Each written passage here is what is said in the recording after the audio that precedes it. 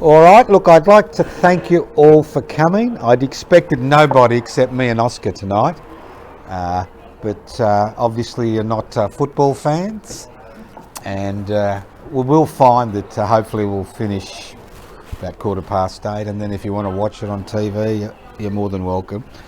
But I was asked to cancel, and I said no way.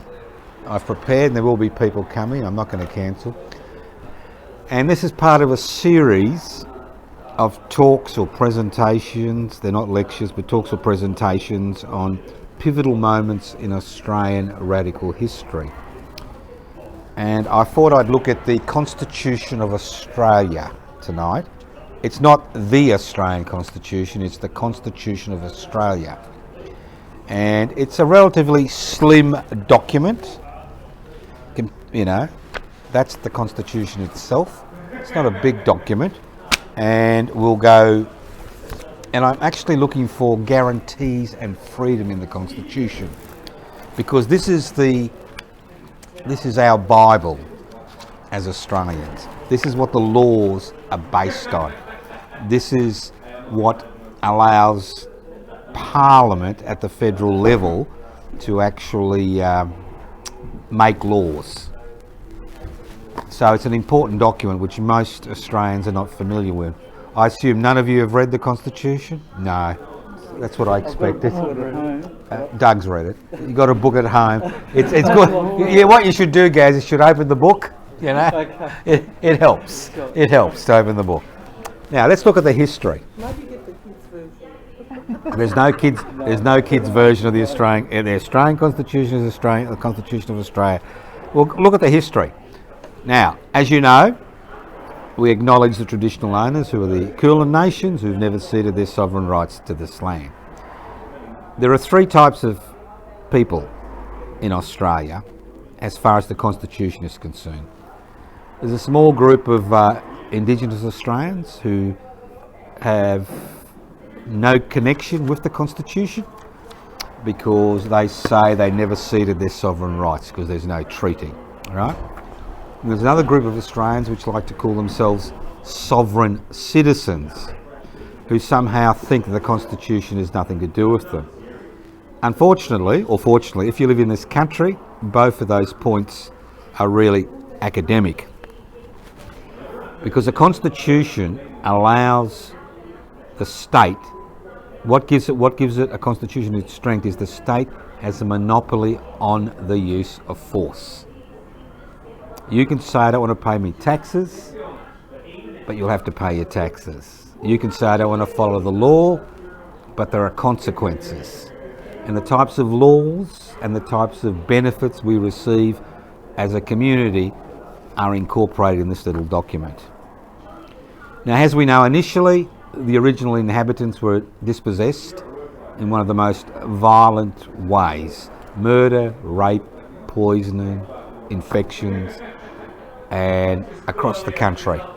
And today, 3% of the population has got Indigenous or First Nations heritage, Aboriginal and Torres Strait Islanders. So how did the Constitution come about? Who is involved in creating the Constitution? What are the essential elements of the Constitution of Australia? Well, Australia is a federation under a constitutional monarchy. A federation under a constitutional monarchy. What does that mean? What it means is, before Australia was created and after the dispossession of First Nations people, there were 6 independent English dominions. 6 independent English dominions. Initially New South Wales, then Tasmania, then West Australia, then Queensland, then South Australia, and last of all Victoria. 6 independent countries for all. If you look, so it's a federation is when these 6 dominions came together as one. Under a constitutional monarchy means that for a long period, as far as the Australian Constitution was concerned, until 1986, and I'll explain why, that the British Parliament actually had the power to legally intervene in legislation if it wished in Australia, but I'll look at that later on.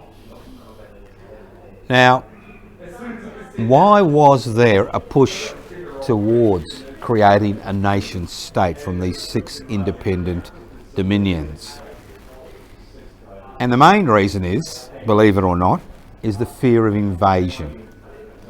Because in the 1980s, the French and the Germans were acquiring colonies in the Pacific Ocean close to Australia. Papua New Guinea.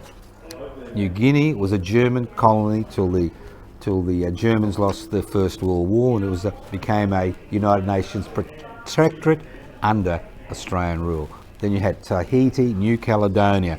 So there was this fear in the colonies that they may, although they're part of the British Empire, there was this external threat. So in 1889, there was a Federal Council of Australasia formed. And the Federal Council of Australasia included 5 of the independent dominions, but it excluded New South Wales, because the New South Wales didn't want to support the smaller states or the smaller dominions. So that folded very quickly. In 1890, the Premier of New South Wales, Mr. Henry Parkes, organised 2 conventions to talk about a constitution. And these conventions were held in Melbourne initially in 1890 and in Sydney. And Sir Samuel Griffith was the architect who drew up the constitution at that stage. Now, the big problem they had at that stage is everyone had their own armed forces. Those of us who live in Victoria know about the HMS Cerberus, which is sunk in Half Moon Bay, which was a Victorian naval acquisition. There were tariffs between the states for goods. Some state had protectionist policies, other had free trade policies. We all know about the story of the different railway gauges in New South Wales and Victoria. We had to get off at Albury to get on a different train. So it was felt there would be economic benefits to creating an Australian state. But the conventions in 1890 and 1891 were of little interest to most Australians, because it was basically those people who exercised power who called the conventions. There was little popular support for the idea of a federation.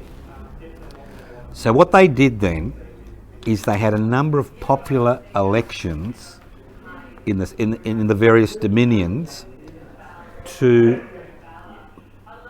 voting representatives to go to a constitutional convention from 1897 to 1898, where they looked at the constitution and came up with a version which they felt was acceptable to everyone. All right? Now, unfortunately, people like you were not involved in the voting process, because women were not allocated the vote till 1902 as far as the Commonwealth is concerned. Obviously, Aboriginal and Torres Strait Islanders were not part of that process, and many Australian workers were not even part of the electoral process at that stage. The emerging trade union movement put up some representatives for election, but they were all knocked back.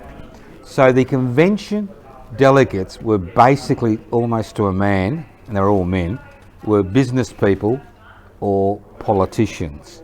And their primary focus was on creating an Australian common market where there'd be absolute free trade, there'd be no protectionism between the states, there'd be no tariffs between the states. So that was the driving force. There was a minority in the Constitutional Convention that wanted a United States type Bill of Rights incorporated into that early constitutional paper, but that was defeated. So you need to remember that there were no Bill of Rights. There's no power. The individual is nothing to protect the individual. Very little to protect the individual in the Australian Constitution.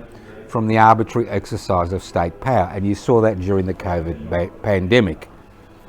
Now, what happened after 1898? After 1898, the constitution which was drawn up, which is essentially the constitution we have now, was put to all the people in the 6 different states in a referendum. Once again, it was men who were on the electoral roll who voted. We had to exclude your type, sorry, and your type. And the constitution was adopted in 5 of the 6 states, but the people of New South Wales voted against becoming Australasia, becoming a federation, because they were concerned they would be bearing the cost for the less populous states. So they did a few little changes to the constitution, and they put it again to the various dominions. And this time the people of New South Wales voted for it, as well as the other states, except the people of West Australia said they'd had enough and they didn't want to be part of it. Okay? So then it went to the British Parliament, because our constitution, although it was created by Australians, or people who lived in Australia, there's no such thing as Australia, who lived on the continent here, needed parliamentary legislation through the British Parliament to allow the colonies to change from dominions under a monarch to a federation under a monarch. Okay? So the British Parliament on the 9th of July 1900, no, on the 7th of July 1900 passed the legislation.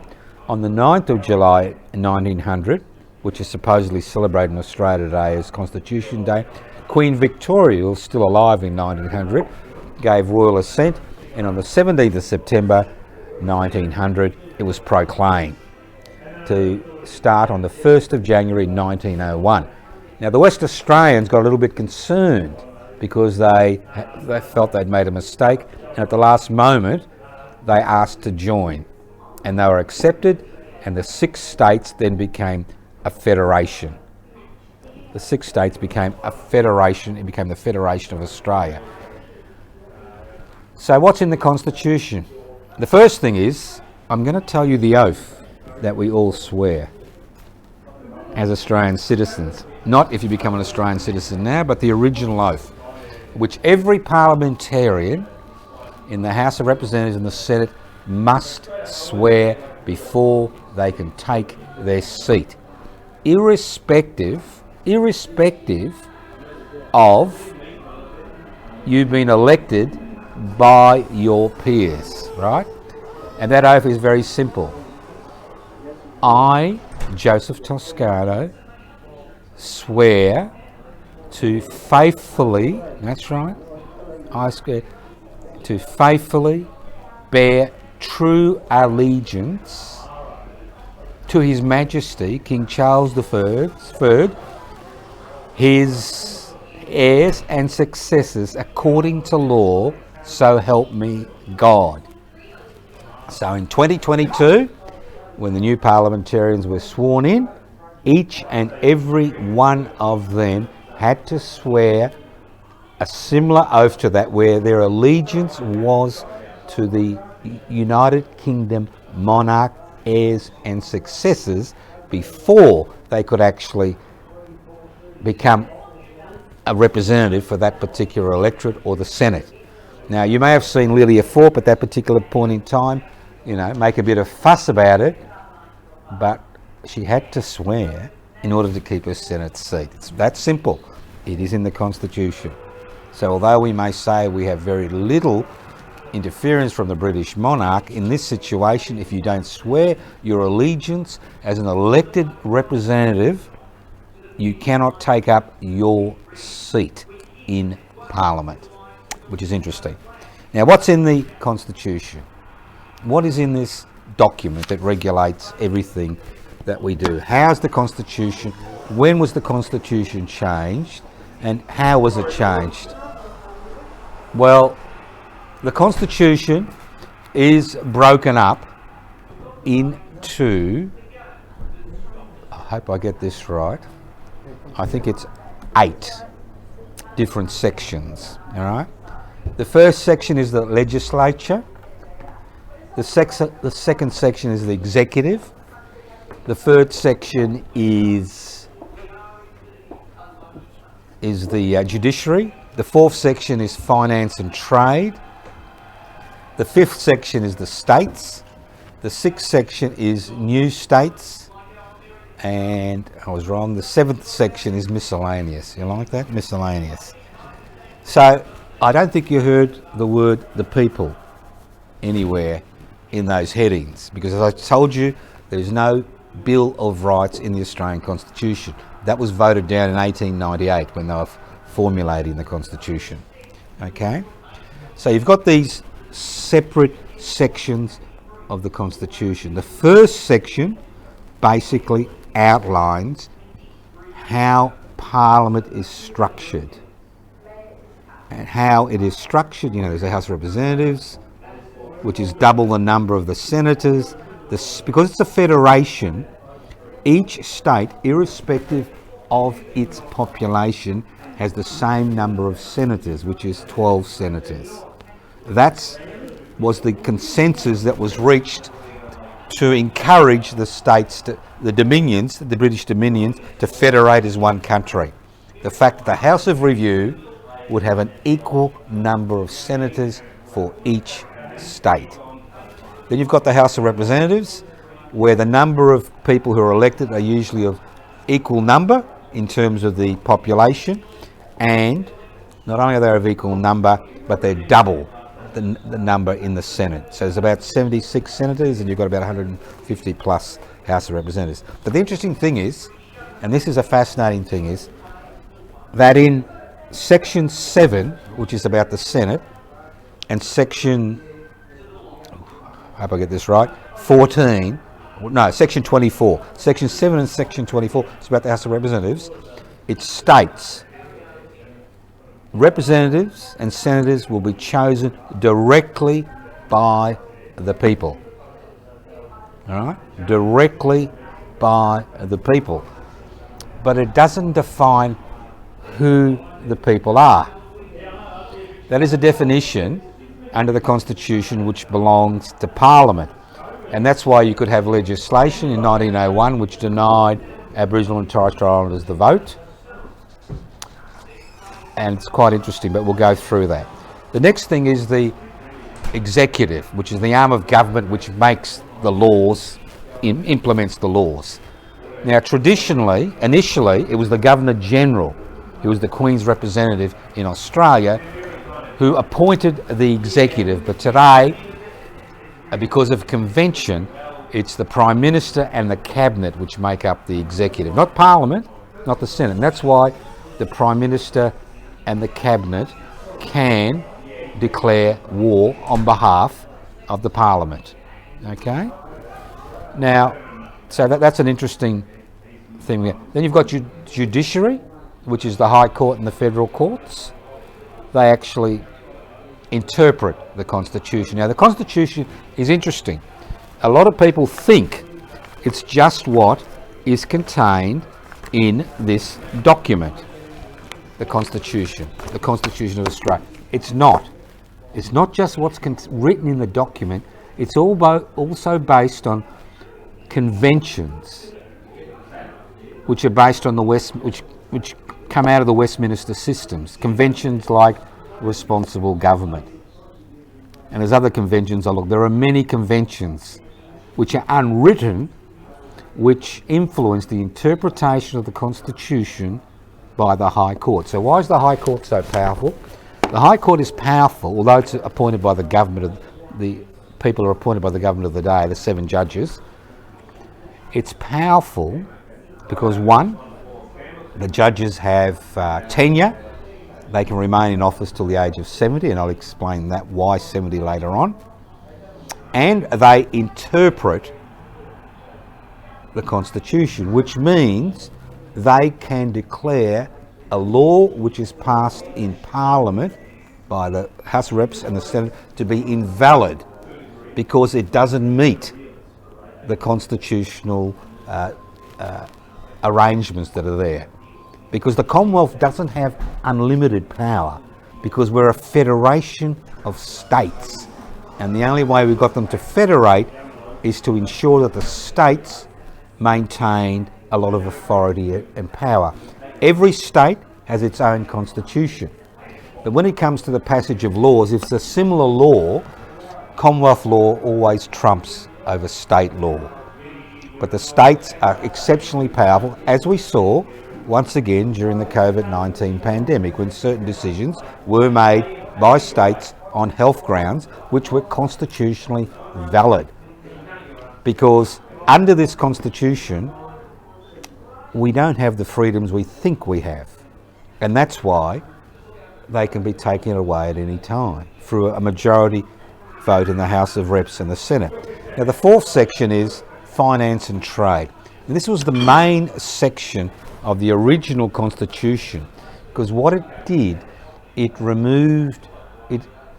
allowed free trade between the states, no protectionist policies within one state to protect a certain industry is allowed, and also no tariffs can be imposed on, the passage of goods from one state to another. Obviously, a state can impose tariffs within its own boundaries, but it can't impose any tariffs anywhere. So the Australian Constitution basically is a document which encompasses or allows free trade. And it's interesting, when Clive Palmer he's got the money. It takes about $5 million to run a normal High Court case. That's a minimum, sometimes 15, sometimes 20. When during the COVID-19 pandemic, he was refused entry into West Australia, and he claimed under the Constitution that removed his right to free trade, to check on his stuff. So that case never came to court, but each party paid for its own costs, and he had a good chance of winning that particular case. So that's interesting. That's section 4. Okay. Now then there's section 5, the states. And in the Constitution, section 102, 104, it encompasses the rights of the states, and they have extraordinary powers. Because the only way they're able to federate is if the powers of the states were allowed to be kept in place, or people would have voted against federation. So they have extraordinary powers, and they have their own constitutions. But the difference is, our constitution, there is a mechanism via which we can change it's only the people that can change this document. That's section 8. That's the section I forgot, the most important section. Now there is another section where you can form new states. So I'll go through it again. There's the judiciary, the executive, legislative, trade and finance, the states, new states, miscellaneous, and how to change the Constitution.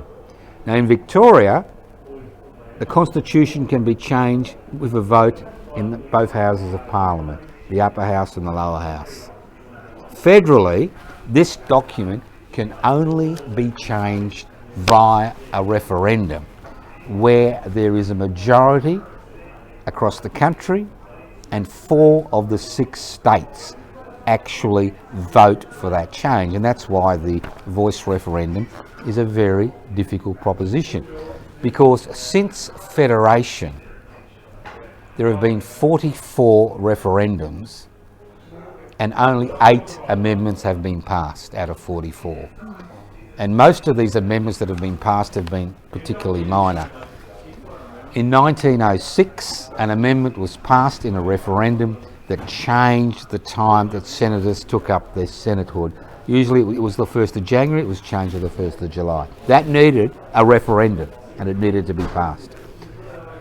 In 1910, there was a referendum to actually change, to allow the Commonwealth to pay out state debt, because only the Commonwealth government can actually tax people on salaries, wages, that type of thing. All right? So some states went into debt post-federation, and the Commonwealth came to the rescue. There was nothing in the Constitution which allowed them to come to the rescue, so they had to have a referendum which passed in 1910, which allowed the Commonwealth to take up state debt. The same thing happened during the Depression. What actually happened is the states accumulated debt. In 1927, legislation was passed by the Commonwealth government to acquire that debt, that new debt, but unfortunately, under the constitutional arrangements, the Commonwealth government couldn't pay that debt. So another referendum was held in 1928, which gave the federal government, or the central government, the power to pay off new debt, new state debt. Now, there was no referendum successful till 1946. And in my opinion, the referendum in 1946 was the most important referendum. If you look at the Constitution, section 51, subsection 23A, you like that? 5123A. After the war, people expected something, as they did in England and United Kingdom when they voted out Churchill, you know, because they expected something in return for the sacrifices that had been made by people. In Australia, 25,000 servicemen and women had died, and a number of civilians had died in the bombings in North Australia, and they expected something in return. But the Commonwealth only had power in the Constitution over invalid or disability support pensions and old age pensions. It had no power regarding hospitals, no power regarding any benefit apart from that. So in 1946, a referendum was held, which was passed in 4 states and had a majority of people, and that referendum in 46 gave the Commonwealth the power over child endowments, maternity allowances, unemployment benefits, family allowances, what else? Family allowances, hospitals, dental, widows' pensions.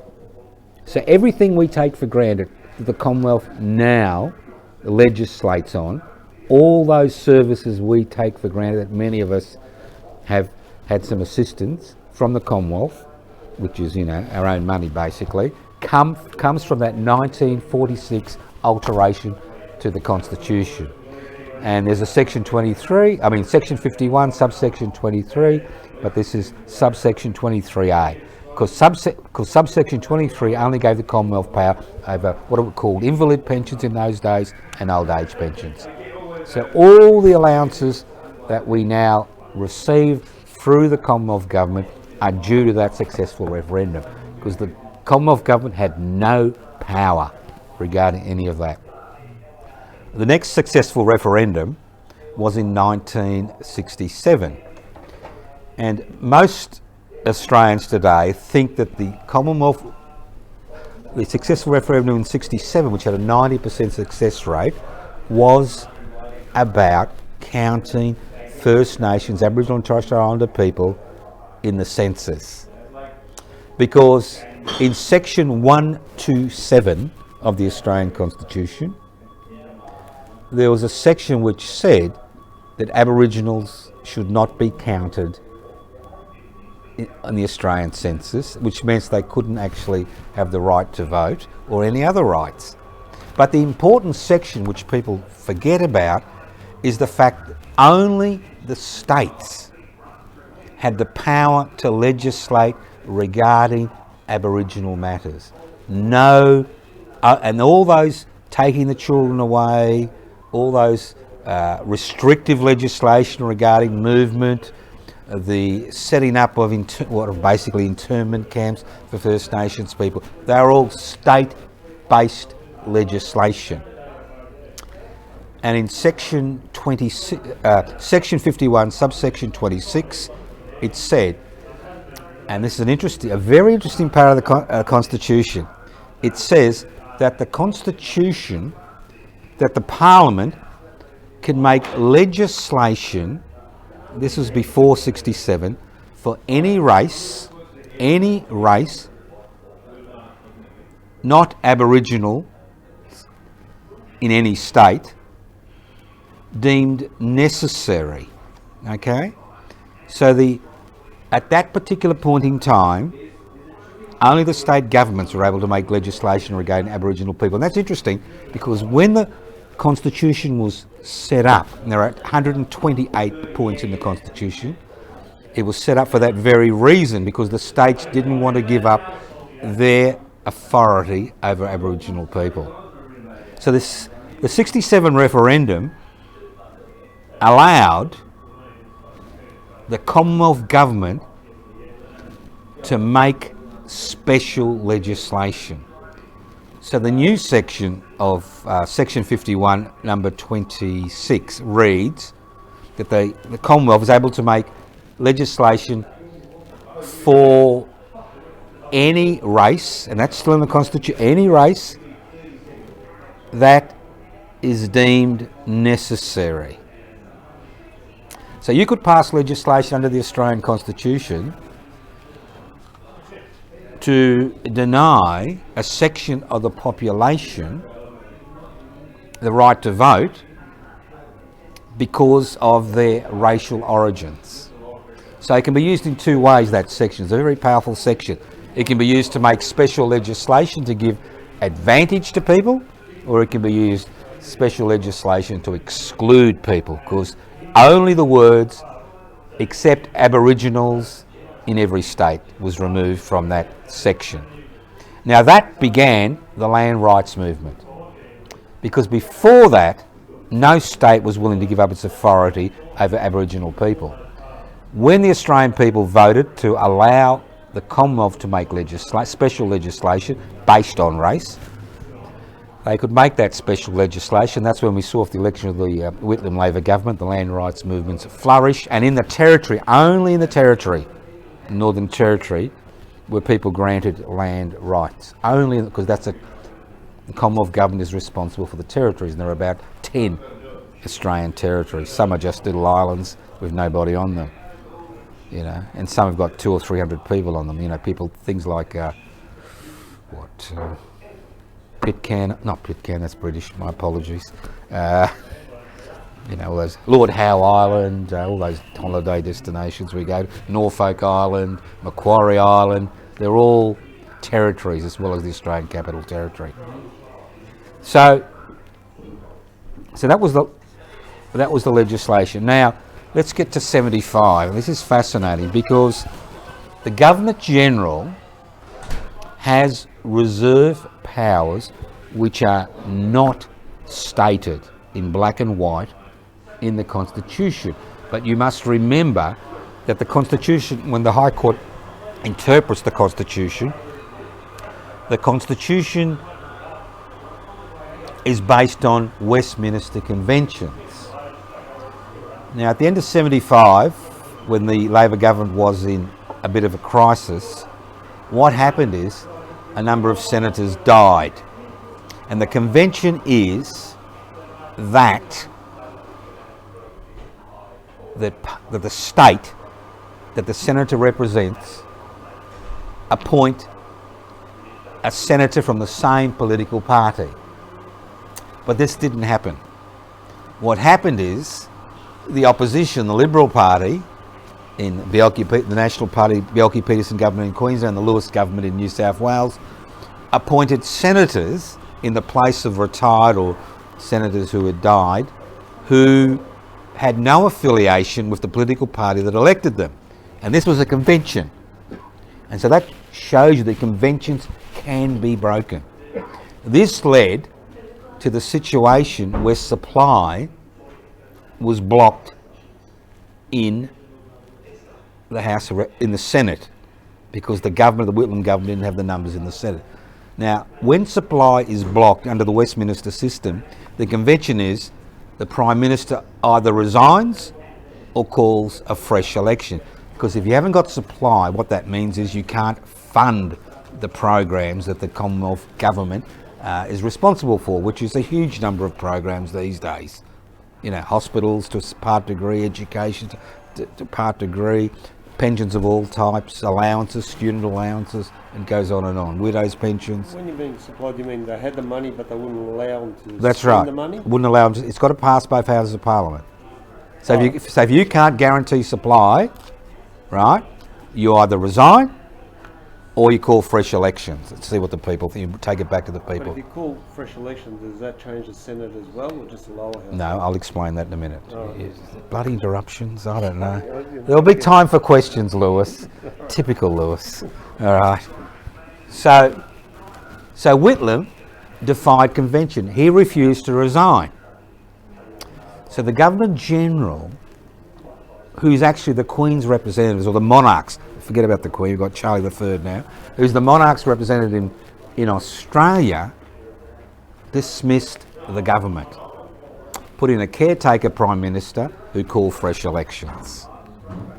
Now there's nothing in the Constitution. The Governor-General does have the power to dismiss a government if it can't guarantee supply or it doesn't have a majority. So what happened? We saw what happened. There was an election and the Liberal Party was elected.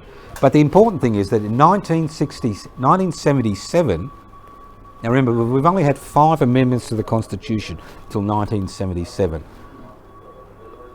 Cosmetic changes to how senators are elected. Debt, 2 on debt, 1 on social security benefits, 1 on Aboriginal people, right? In 1977, we saw a huge number of changes to the Australian Constitution. The first change, they were passed by a referendum, and a referendum has to be passed in 4 states by a majority of Australians. The first thing is it enfranchised people who were living in the territories, because under the early Constitution, people living in the territories did not have the right to vote in a referendum, because they were a territory, not a state, and the Senate was a state house. So it allowed, the legislation was changed through a referendum that people who lived in territories could actually vote in referendums. But the interesting thing is with the voice referendum, their vote is only half a vote, because as a territory, they are not one of the 6 states. So their vote cannot be counted. It can only be counted as part of the overall majority. It can't be counted as part of a state. So when you vote in a referendum, if you live in a state, your vote is counted because you're a member of that state and is also as an overall majority. The second thing which was passed, which was interesting, and I know why, because there was an old High Court judge who's in his 80s, who used to deliberate on the High Courts on his commode, and occasionally you hear a bit of a plop, that the mandatory retirement age for High Court judges who are appointed for life, and there's a good reason why judges are appointed for life, because then they're not influenced by the fact they're going to be fired if they make a bad decision for the government of the day. There was a mandatory retirement age of 70 for High Court and federal judges appointed, and the third referendum, and you'll find this fascinating, which led to the supply debacle of the dismissal of the Labor government. The third referendum was that if a member retires, if a senator retires or dies, the state government has to appoint somebody from the same political party. Now the problem is, if a independent senator who originally came in, say as a Green, say Lydia Thorpe, who came in as a Green senator and then, blackfipped and became an independent senator, if she resigns or dies, well then the Governor-General has a role in the appointment of the senator, which is interesting. Now since 1977, there have been no amendments to the Constitution. None whatsoever, not one. The only referendum we've had between 1977 and 2023 was in 1999, when the Republican referendum was held, which was a total balls up for a variety of reasons. I actually stood in that to be one of the delegates for the Constitutional Convention, and I stood what I thought was an interesting platform a new constitution for a new millennium because of the limitations of this constitution. I think I garnered 5,000 votes from 2.5 million in Victoria, which is about 0.01% of the vote. So, little interest in a new constitution. Although in 2018, when there's all that debacle about people having ancestors in Malta 3 generations ago, therefore they've got this automatic right to be an English citizen or whatever, Bob Hawke said the constitution should be scrapped and we should have a constitution that reflects the 21st century, because this is a document which reflects the trade connections in the 19th century. Now,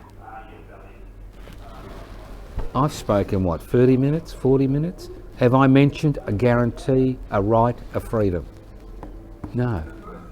We all think we've got a freedom of speech, freedom of association, freedom of movement, and it's all constitutionally protected. Well, unfortunately, there are no rights or implied rights in the Australian Constitution. The High Court has clearly stated over and over again that we have freedoms and guarantees, not rights, because there are no rights in this document. And the only freedoms and guarantees you have are exceptionally limited. The first one is section 51, subsection I think 33, which says that you have a right to fair compensation if your property or the state's property is acquired by the Commonwealth. But it doesn't actually mean that you've got right to fair compensation from the state. Only if the Commonwealth acquires your property. In most situations you'll find the state acquires your property. That is one guarantee in the Constitution. The next guarantee is section 80, and that escapes me. Section 80, maybe I'll move on. Oh yes, I shouldn't escape me. It's the most important one. You have the right to trial by jury for an indictable offence. Only Commonwealth. Indictable offence, right to trial by jury in section 80. Section 116 is interesting because it gives... I'll go to section 117. Now 117 is interesting because it's something you wouldn't even think about in the 21st century. But it doesn't allow any discrimination in law based on where you live. So if you're a New South Wales person and you come to Victoria, you cannot be discriminated against as far as the Constitution is concerned. Now that would be a big issue at the end of the 19th century because they're all independent sovereign dominions, under the Queen Victoria. Would have been a big issue, but today it's irrelevant. But that's a guarantee you have. You can go from state to state and you can't be discriminated against because you came from Victoria. Although I think there should be that type of, if you come from Queensland like I do, we should be discriminated against. Now section 116 is interesting because accidentally, and the key word is accidentally, we have a right to freedom of religion. And to a large degree, this comes from the huge battle that occurred between Protestants and Catholics during the course of Australian colonisation. And that right of religion doesn't come because we're given a right of religion. There's no right of religion, but that freedom comes from the fact that the Commonwealth government has no power under the Constitution to make any legislation regarding religious observance or belonging to a particular religious belief, and that gives us the ability to have a freedom of religion. So there are your 4 freedoms. Well, guaranteed to right by jury, trial by jury if you have committed an indictable offence. a guarantee not to be discriminated against if you come from another state, you move from state to state, a guarantee as far as religious beliefs is concerned, and the Commonwealth Government has no power to actually get you to swear an oath of allegiance to a particular religious group. And the third and the fourth one was, now help me out here, trial by jury, guarantees, guarantee for 117. Oh yeah, fair compensation for your property, section 51, number 33. They're the only freedoms and guarantees in the Australian Constitution. Now people say to you, how could they close the borders? How could they stop me moving? Yeah, under the Australian Constitution, the Commonwealth Government could pass legislation if in Parliament, if there is a majority in both houses of Parliament, to deny blue-eyed people the vote. The Australian High Court has found that you can detain somebody indefinitely without charge. This happened with asylum seekers. Without charge, indefinitely, because there's no right to anything. There's no Bill of Rights in the Australian Constitution. As an individual, the only rights you have is the rights that the Commonwealth is not willing to legislate away. Under Commonwealth legislation, during the anti-terrorist hysteria 25 years ago, you can be swept off the street, questioned by security agencies for up to 7 days. If you refuse to answer questions, you can be jailed for up to 5 years. And because you may have information which may assist the authorities with their investigations. This is in law. It's used very occasionally, but is used. Under the current legislation, as we've seen with a number of trials recently, political trials, the Commonwealth Government can actually close down a court because of a so-called public security concerns, not in terms of physical concerns, but concerns of security material they have. Under the legislation, those of you who used to love to occupy factories in the good old days, you can be jailed for up to 25 years for being involved in an occupation. You don't have the right to strike in this country. People think they've got the right to strike to withdraw their labour. You can only withdraw your labour during enterprise bargaining agreement period. Any wildcat strike, any strike outside of bargaining agreement period is a criminal offence, which is punishable by $10,000 fine a day, which have been levied against trade unionists in West Australia. So you don't have the right to strike. Now, freedom of speech, we think. Well, the High Court in 1992 found the fact that there is a freedom for political communication during election periods, because they realise you cannot hold an election without people expressing their views. At the same time, they found that you couldn't interfere with the voting process. All right? So these are not implied rights, but these are guarantees which the High Court has found in the Constitution to ensure that it allows parliamentary elections to occur. Now, if you think about the right to vote, it's interesting because it's not the Constitution says directly elected by the people. Parliament decides who the people are. And people like you were not people till 1902. Aboriginals and Torres Strait Islanders were not people till 1967. 18-year-olds were not people till about 1880 or whatever. No, 1980. And so under the section 5123, which I spoke about, where the Commonwealth has the power to make any legislation deemed necessary regarding any race, it means, say if we get involved in a conflict with China, we could pass legislation legally under the Constitution to deny every Chinese citizen and permanent resident the right to vote. It's an extraordinary powers that can be, and again, all it requires is a majority in both houses of parliament. We actually have less rights than the British, who don't even have a written constitution, because their conventions incorporate human rights. Now, there's just one other section I'm interested in. How the constitution is changed is quite complex, because you need a majority in both houses of parliament regarding the question that is put to the Australian people, and then you need a majority in 4 of the 6 states, and you need a majority, amongst everybody.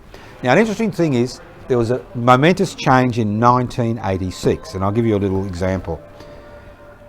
In 1986, the Australian Act was passed by the Hawke-Keating Labor government, and that basically cut the umbilical cord between Australia and Great Britain. Because before 1986, you could appeal a High Court decision to the British Privy Council, the House of Commons and the House of Lords, the Committee of the Privy Council. And an interesting thing happened. In 1933, the West Australians got sick of being Australians, and they had a referendum to secede from Australia, right? Which was successful. I don't blame them. It was successful. The federal government refused to accept the result of the referendum. So they appealed to the Privy Council in Great Britain because they wanted to succeed, and the federal government is refusing, to succeed. And obviously they didn't have the military apparatus, to fight the central government. So what happened is the High Court found, because of the Statute of Westminster, which had been passed in 1931, which prevented interference of the British government in its former dominions, that it didn't have the power to force the Australian government to allow West Australia to secede. Interesting. Another interesting point was in 1917, when the Hughes-led government was under enormous pressure because of the conscription debate and the fact that they'd lost the first conscription plebiscite, because they weren't referendums, they were plebiscites. The fact is that what actually happened was that he approached the British government to allow them to go beyond their parliamentary term, because under the Constitution you've got to have elections every 3 years. The British government agreed, and they were going to allow that to happen, but the upper house in the Senate revolted, and they stopped that legislation. So the British government in 1917 had the power to intervene. Now, the Australia Act cut that umbilical cord with the Privy Council. So what the High Court decision is final. There is no appeal to a High Court decision.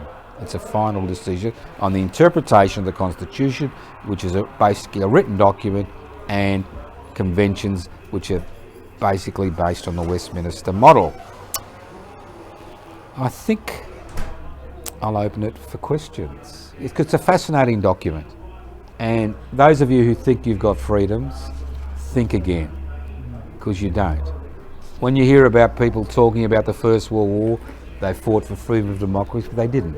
They fought for God, King and country. It's after the Second World War that people demanded a few extra rights in terms of benefits for being Australian citizens in that 1946 referendum to extend the power of the Commonwealth government over the states. The tragic situation Aboriginal and Torres Strait Islanders found themselves in for 67 years after Federation was directly related to that section in the Australian Constitution which prevented the federal government from passing legislation, special legislation.